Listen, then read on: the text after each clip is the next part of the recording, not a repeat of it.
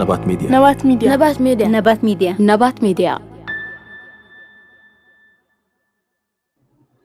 سلامت خاتتلتي نبات ميديا كما يكنيهم كما يالهم أبزازل لهم سلامت عنان نعهم يقولنا بلنا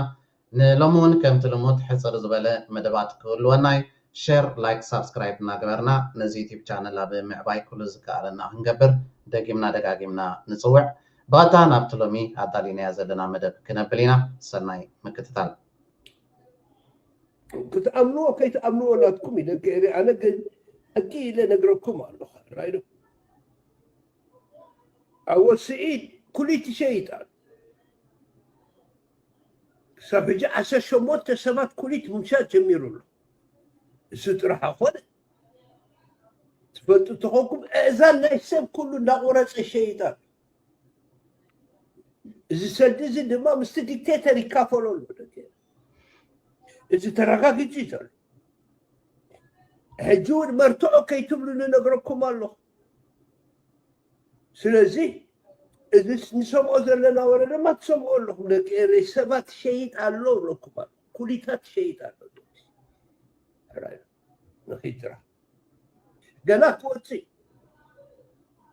أول شيء مس أبشتاين تماشات إلوسي سلسلة أساس شوعتن قالوا رايح إرتراوال شيء الله سبحان نقرأت experimentation أب لابراتوري دي إن إيه قالك تصاوت لهم قال كندي أوالد كم زنبرا فلتني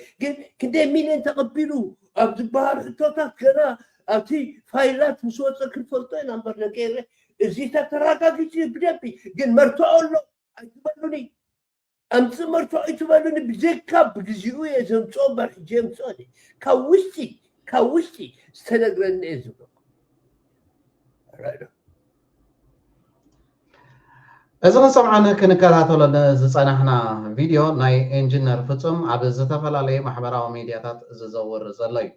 انجينير فصم نشعبيا يسهاللو انجينير فصم مثلنا إيرترا بزغبا يغلصلنا بالو بزحات اتم عصبات نهزب إيرترا كم هزب نغيقصل نتا إيرترا تبال هاجر دما كم هاجر نغيتولو زسرحو زلو مدناغرتن متاللتن نهزب نمدنغار نز فيديو زغوريصم شير بلولو سخونه يكون إيرتراو دما كدناغرن كتاللن يبولن انجينير فصم ابزي ززارو زنبره زربا نتنساتم زبلو ويدما اتنساتم ابلع لحزبن منغسن إيرترا زبلو حما عصياف زيدل تግባራት ويدما አዘራርባታት እናምፀዩ ባሽሙር ገይሩ በትርዝርዶም ቋንቋ ገይሩ ዝግስጾም ነይሩ ወይድማ ዓገብ ዝብሎም ነይሩ ካለ ዝኾነ ይኹን ዝወሃቦ ትርጉም የብሉን ንሱ ይተሓቂ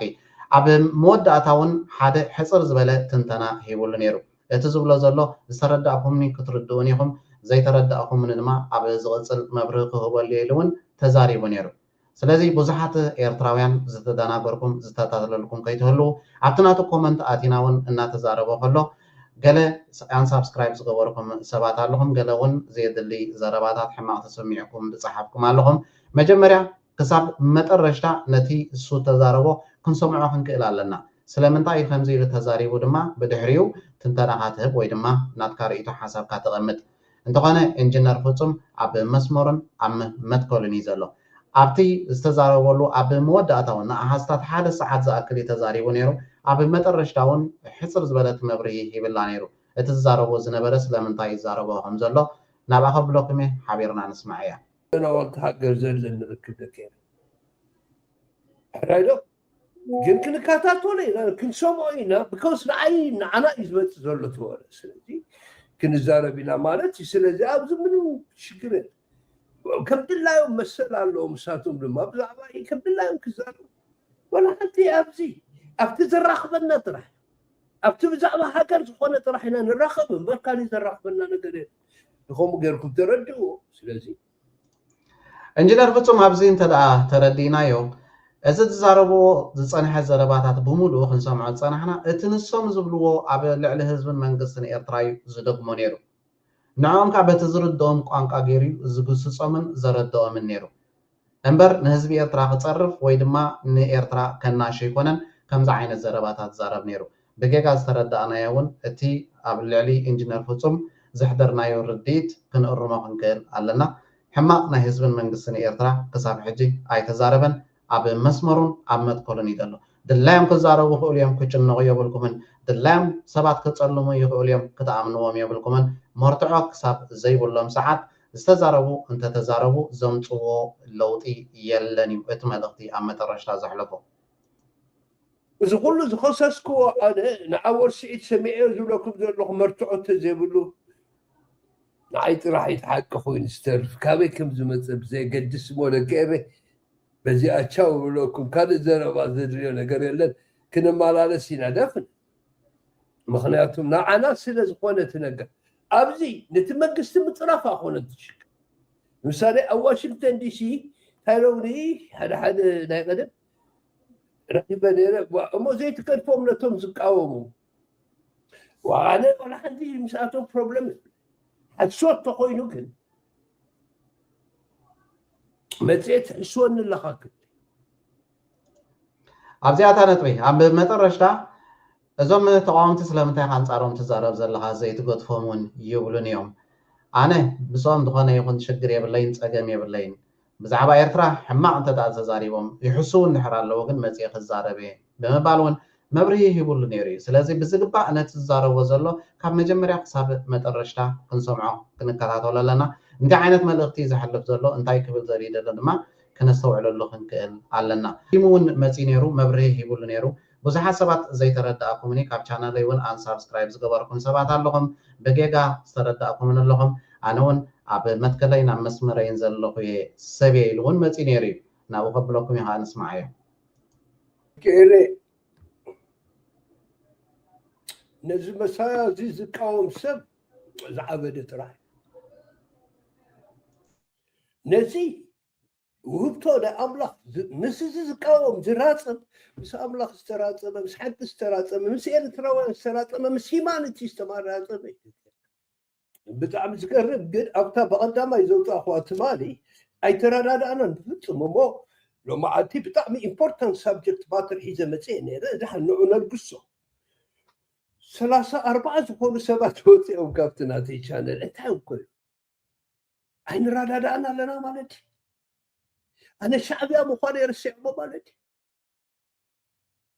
سئل زقلابة مسيلو بدي نأول كم ستة كله رسع مالتي بعد كده لما أنتي ناو خيرنا كم يجينا communicate كم نقبل كنفعلاتنا هراي انتهي نتصوص زيادة حكي بزحات سبات زي تردأكم مني بزحات سبات بجيجا تردأكم من ون كابتي تي في channel زسحابكم علىهم أنا يتابع نيره أنا نأول سعيد هون نسبين حجرين يتابع نيره بجيجا رديت ترديكم مني أنا كن لومي يكون صباح شعبيات تغيروا متكل يبليني لله سلازي أتوماتيكم زلهم أن سبسكرايب يركم زلهم تمارسكم سبسكرايب تغورو كومون بزحات إيرتراويان نزي إنجنر فصوم أبتناتو يوتيوب channel كنا مورال كن هون كنا تبابعوني زقبعنا بقرات فيديوهات كن تناقر يبلنا كن تعلل يبلنا نخمس غيرهم يوم دمانة إيرتراوي فحبتن كأتولو زدولي زلو اتحققن نت فيديو بملوهن سمع ترايو زقبعنا متعلونو راس متعل بحالاتين حزن مالتنا هذا ما تناقر خاسمعوا نتيد أفرو كنكف مازيلا انتي زبل زلو مسمعي ما مجمرة እንደዛ አይነት ምልክቶች ወደ መድረክ ይዘህ ስትመጣ ዩኒፋይ ነው እያረክ ያለው ወይስ እየከፋፈልክ ነው ያለው የባሰ ካልከኝ ለኔ የሚታየኝ መከፋፈል እንጂ ዩኒቲ አይደለም እና ንሓድነት ህዝቢ ኢትዮጵያ ተቋርቋረ ኮይኑ ከመጽ ይብዝ ሰዓት እዚ እቲ ትዝደርፎ ደለኻ ደርፊ ንህዝቢ ዝጥርንፍዲ ንህዝቢ ዝብትኒ ዝበታተኒ ተስተውዕለሉ ዝግባእ ነይርካ ብምባል ተሓላቂ ናይታ ትፈርስ ዘላ ኢትዮጵያ ኮይኑ ከመጽና እዚ አሉላ ሰሎሞን ዝበሃል መደናገሪ ንሓንቲ መዓልቲ ብኸመይ ነበር ዝሓስብ ተቻለ መጠን ደግሞ ያለፉ ቁስሎች ያለፉ ጉዳቶች ሊያስታውሱ የሚችሉ ከንግግርም ከምልክትም ከምንም መታቀም በተቻለ መጠን ቴዲ እንደዛ አይነት ነገሮች አያደርግም ሊማርባቸውም ይገባል በነገራችን እኔ እንዲያውም እኔ ይሄንን ምልበት የሚፈልገው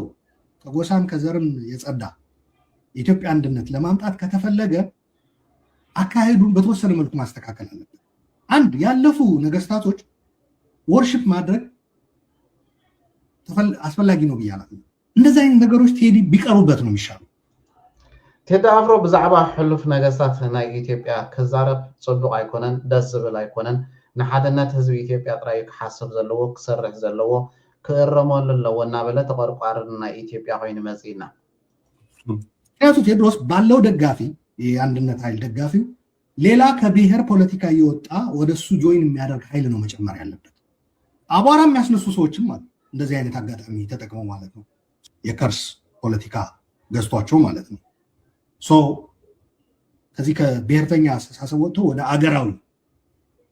አጀንዳ እንዲመጡ ለማድረግ ከተፈለገ በተቻለ መጠን ዩኒፋይ የሚያደርጉ አጀንዳዎች ላይ ማተኮር መቻል አለበት ብዬ ነው ማምነው። ልዕሊኻ ብብሔር ዝሓስብ ልዕሊኻ ዝኸፋፍል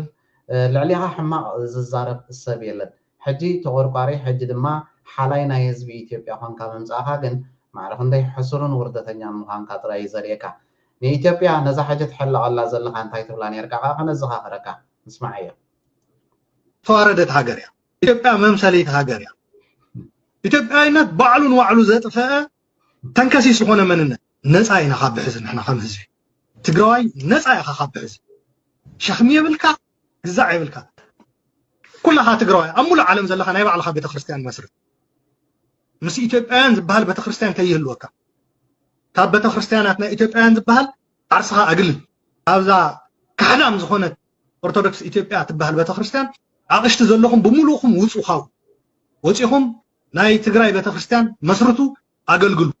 እንዳ እንጀራ እንዳ በርበረ እንዳ ስጋ እንዳ ግዛዕ ተሃልዩ ካብ ኢትዮጵያውያን ዝበሃል እንዳ ትካላት ናይ ንግዲ ከይትዕድጉ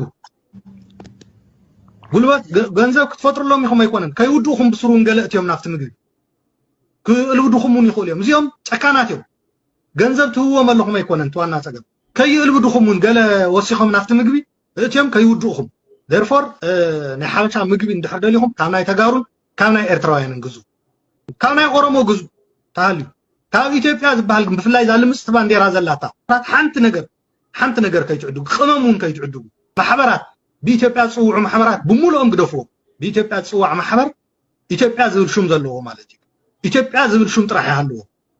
ብምሉኦም ግደፍዎ ኢትዮጵያዊ ገለገለ አንድ ኮነን እኛ ኢትዮጵያውያን ገለ ተልኩም ሰላም ከይትብሉ ብስሩ ከይተዛርቡ ኣብ ስቶር ድዩ ኣብ ሱፐርማርኬት ኣብ ሞል ክትረኽቦ ትኽእሉ እዮም። በቃ ምሕዝነት ገለ እንተሃልዩ ብሓደ ትበልዑ ትሰቱ እንደነርኩም ደወብሉ ሓዳር ተሃልይዎ ኣምሳኻ ወይ እንተሃልይዎ ምሳኺ ወይ ወሊድኩም እንድሕር ኮይንኩም ኣባርዎ ካብ ገዛኹም በታትኽዎ እቲ ዘለኩም ርክብ ንኣብነት ኢትዮጵያዊ ኮይኑ ወይ ዝኾነ ናይ ኣምሓራ ድዩ ገለ that person doesn't qualify to be your friend. They don't qualify to be your friend. Avoid them. Unfriend ግበርዎ disengage them. ኣይተዛርብዎም avoid these people. Engage them, unfriend them, unfollow them, unsubscribe from their any ዘለዎም ዩቲዩብ ዲ ግዛዕ ገለገለታት መንገዲ ኣየር ኢትዮጵያ ከምቲ ዝሃነፅናዮ ብኡ መጠን ጥዋዕዋዕ ክብል ክንሰርሕ ንክእል ኣለና። መንገዲ ኣየር ኢትዮጵያ ውርደት ምዃኑ ጭካነ ዝተመልኦ ትካል ምዃኑ ዝተዋረደ ትካል ምዃኑ ንሙሉእ ዓለም ክነፍልጥ ኢና። እዚቲ ኣሉላ ሰሎሞን ዝበሃል ሕጂ ብዚ ሰዓት እዚ ንቴዲ ኣፍሮ ክነቅፍ ክመፅእ ከሎ እቲ ሕሉፍ ተዛረበውን ከሕፍሮ ይግብኦ ነይሩ። እቲ ቀንዲ ባህርያት እቲ ሓቀኛ ምስሊ ናይ ኣሉላ ሰሎሞን እዚ ክንሰምዖ ዝፀናሕና እዩ።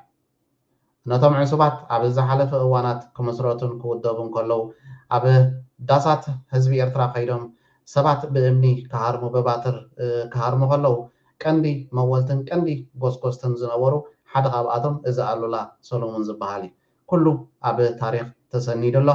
ምስ ግዜ ከዓ ይነውሕ ይሓፀር እምበር ውዕልካ ሓዲርካ ከዓ ክትሕተተሉ ኢኻ አለች ብሏል። ይሄ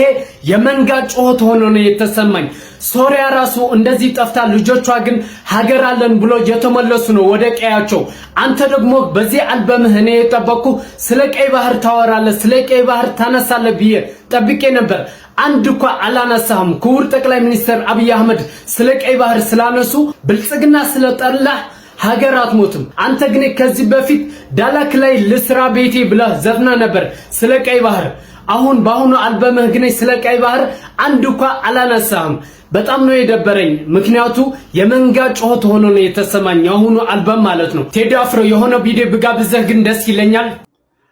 እዚ ከዓ ንእሽተይ ኣሉላ ሰዓት እዚ ኣብ ኣዲስ ኣበባ ኮይኑ ንስርዓት ብልፅግና ከፍቱ ዝሰርሕ ዘሎ ናይ ብልፅግና ትግራዋይ እዩ። እስኻ ኣብ ከምዚ ዓይነት ደረጃታት ወሪድካ ክትዛረብ ክሕፍረካ እዩ ዝግባእ ነይሩ። اتا تبلعو سينا اتا مصلل سينا افقدو برخه تدربيا زلا ولاديتكا نعا صقعي خدكونا يزغبا كانيرو نعا صلال خدكونا يزغبا كانيرو نعا ناب نبر هيوت كتملس يزغبا كانيرو حنت صقم زلاتكم زوم ناي بلصقنا تغارو ግን بزعبا خبدكم منبر بزعبا حواتكم بزعبا ولدكم فصم حنت معالتو انتكم حاسبكم ايتفلطن يخم اتا ولاديتكا ግን تنبيع زلا نولاديتكا حلنا لك انت داقينو إننا ولاد تجراي طرحة قرية يا فزل أسجنا أبتميت أشجر أعرقان يدقنا جرينا ينحنا مشينا أولي يقول لجنا جاش الرافج أو يقول لنا دقنا له رئينا سينا يوم أمهرنا صراحة حزنا أنا قلت وزوانا من الحريرة مهرنا طرحنا قرينا أحد قد قدم فاس عشلات يولد يزمود دما يقبروا طرحنا قرينا نزات نبع زلا ولاديت نبعاتا ختصربو يزغباكم نيرو نزا حسما زل ولاديت نعا رهوا خطفطرو لا يزغبا نيرو ግን ዕሱባት ናይዚ ዝወድቕ ዘሎ ስርዓት ኮንኩም ኣብ ኣዲስ ኣበባ ነዛ ክብድኩም ክትብሉ ነዛ ንእሽተይ መፅለሊ ክትረኽቡ ነዛ ንእሽተይ ቁርብ ቁራቦ ገንዘብ ክትረኽቡ ክትብሉ ግን ነዛ ወላዲት እዚኣ ክሒድኩም ትነብሩ ከም ዘለኹም ኣይስቆረኩምን እዩ ብዛዕባ እቲ ናይ ባሕሪ ዝበልካዮ ግን ስለምንታይ እዮም ኢትዮጵያውያን ኣክቲቪስት ኣብ ዝሓለፈ እዋናት ባሕር ኢሎም ዝዛረቡ ነይሮም መልሲ ክህቡካ ስምዓዮ ድሕሪ ማይና በዓቲ ይግናትካ ነገር ይረዳሉ ብለን እናስባለን። ዶሜስቲካሊ መፈታት ያለባቸው ነገሮች አሉ። እነሱ ነገሮች ሳይረሱ ዶሜስቲካሊ ያሉት የሚፈቱ ችግሮች ምንድን ናቸው? አሁንም አንዴ የነዚህ ችግሩ እውነት ነው። ችግሩ እነዚህን ታሳቢ ያደረገው ነው ነው። አይ የሶሉሽኑ አካል አይደለም እንዴ አሁን የምናወራው ባይነገር ላይ እስካሁን ይሄ የፖርቱ ጉዳይ ባይነሳ ኖሮ ወሬና ጭቅጭቁ ስለ ሻኖ ስለ ፋኖ ስለ ወያኔ ነበር የሚሆነው። ምናልባት የትርክቱ አካል አይመስልም እንደ ራሱ የሶሉሽኑ አካል አይመስልም የሚሉ አስተያየቶችን አይቻለኝ። ከዚህ ቀደም ከማንዶን ረሳውት በዛ አግባብና ስለ ሻኔ ጧት ማታ ከማውራት ስለ ፋኖ ምናምን ከመጨቃጨቅ የአማራ ጭቅጭቅ ይሄ እጅግ ያለ ፖለቲካ ከማውራት ስለ ፖርት ማውራት ብዙ ረፍት ይሰጣል። ለኔ በጣም ጥሩ ረፍት አግኝቼበታለሁ። አባውት ዩ እቶም ኢትዮጵያውያን አክቲቪስት ወየዳ እዞም ናይ ብልጽግና ተጋሩ ናይ ነገር ድሕር ማይ ናብ በዓቲ ኮይኑኩም እምበር እዞም ትሪእዎም ዘለኹም ኢትዮጵያውያን አክቲቪስት ስለምንታይ እዮም ብዛዕባ ባሕሪ ዝዛረቡ ነይሮም መብርሂ ይብካ ኣሎ። እቲ ኣብ ኢትዮጵያ ዘሎ ውሽጣዊ ኩነታት ኩናትን ወረ ኩናትን ዕግርግርን ብዛዕባ ምዝራብ ፍቂዕ ስለ ዝበለና ስለ ዝሰልቸወና ገለ ቅያር እንተኾነና ነቲ ህዝቢ ከዓ ገለ ቅያር እንተኾነ ኢና ብዛዕባ ባሕሪ ኣጀንዳ ምፂና ንዘራረብ ነርና እምበር ኢትዮጵያ ባሕሪ ስለ ዝምልከት ኣይኮነን ኢሎም መብርሂ ሂቦም ኻዮም። እዚ ጉዳይ ባሕሪ ንሶም ሰልችዎም እዩ። ንስኹም ሕጂ ትጅምርዎ ኣለኹም። ንሶም ረብሪቦም ገዲፎሞ ሕጂ ናብ ኤርትራ ናብ ዕረቁና በፂሖም ኣለዉ። ኩሉ ነገር ተወዲ እዩ። ስምዓዮ ብዚ ከዓ የኢትዮጵያ የባህር በር ጉዳይ ይገባታል ተጋበጠ ሁሉ ቀን ኢቲቪ ላይ ሁሉ ቀን ፋና ላይ ሁሉ ቀን የው አስቦሪንግ ሰለቸን ሞቦን የሆነ ነገር ማድረግ አለብን። በተግባር የሚታይ ነገር የሚጨበ ነገር ማድረግ አለብን። በባህሪው በሌላ ነገር ጠባ ቴሌቪዥን ላይ ያወራል አጀንዳው ያጨቀየን ነው። እዚ ክሰምዐ ፀናሕካይ ሰልችዎም እዩ። ብዛዕባ ባሕሪ ሰልችዎም ብዛዕባ ባሕሪ ኣይንዛረብን ኢና ኢሎም ኣፍና ኣፍላም ትኾኑ ኢሎም ብዛዕባ ባሕሪ ምዝራብ ደቋረፁ ብዙሓት ኣክቲቪስት ኢትዮጵያውያን ኣለዉ። እቲ ሓቂ ስለ ዝተረድኦም በዓል ንስኻትኩም ግን ሕጂ ደንጊ ዝርዳእኩም ዘሎ መርሃውሲ ኣነክስ ሕጂ ካምፓላ ኣለኹ። ካምፓላ እንተመፅኡ ክሳብ ዝድልድል ኣነ ክሕግዞስ ድልው እየ ክደፍር ኣይካልእ ሰብ እዚ ዘጋጠመ እውን ንዓይ እሺ ይኮነን። ሕጂ ብኡ ኣይብሎን እየ ከምዚ ተቐያማ ኣይኮንኩን ክርዳእ ይፍትን እየ ብዝግዳእ ኣዝዩ ርዱእ ነገር ሕጂ ኩሉ እዚ ዝተባህለ ገለገለገለ ሕጂ ካምፓላ እንተመፅኡ ክሳብ ብእግሩ ዝድልድል ክሕግዞ ድልው እየ። ፊልምታት ስራሕ ዝደልዩ መዛዓዲ ዘለዉ ዝዓበዩ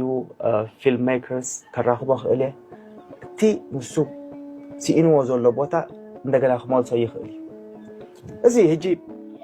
እዚ ኩሉ ክግበር ዘሎ ዛዕባ ዋዕዋዕ ገለመለ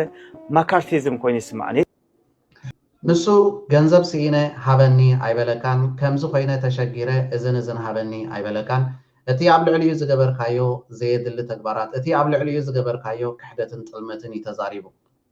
نزغا يغريتا فتحاتو له تراي زجباكا بتعبي توتيركا 5 عينت ملسخت هبون كحفرة كاي زجبا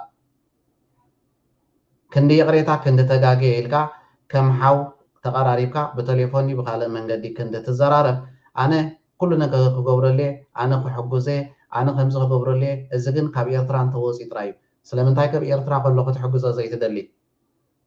دوست من سينا إيرترا كبإيرترا تقليل هو سيقوم تدلي وما تهاجر بين أخطر في تعلامهم كل تهزب ونحجنا ترد أمزي سلامن تاي استكبارات زي قبل على إيرترا ويوم بتدقاقا مزف الصمد لدما كلنا غيحلن أستوعيل لني حاجز كايد لني حاجز هابني أي بلكان أتي عزر أربعة أرنيب كاجن يغريتا ترايك تحتتيو زكباكا حزب إيرترا كله تحقاقا زهزبي اندحر تقيمو اندحر شقيرو وقا بعلو حزب إيرترا حقوزي أبخا زودق سبون أيكونن كمز عينت تعبي زمالو عمالا لساقت من لسكن نعاها مودقيقات رأيو خاون صغير قالت ترقم زوهابا ون أيكونن نلومي أداليني زنبرنا مدبات نزس تقاطات لكم ويمثل نيرو أبقى تعالي بخالت فليز بدا مدب كساب نراحب عبزز لكم سلام انتعنان نعاكم يكون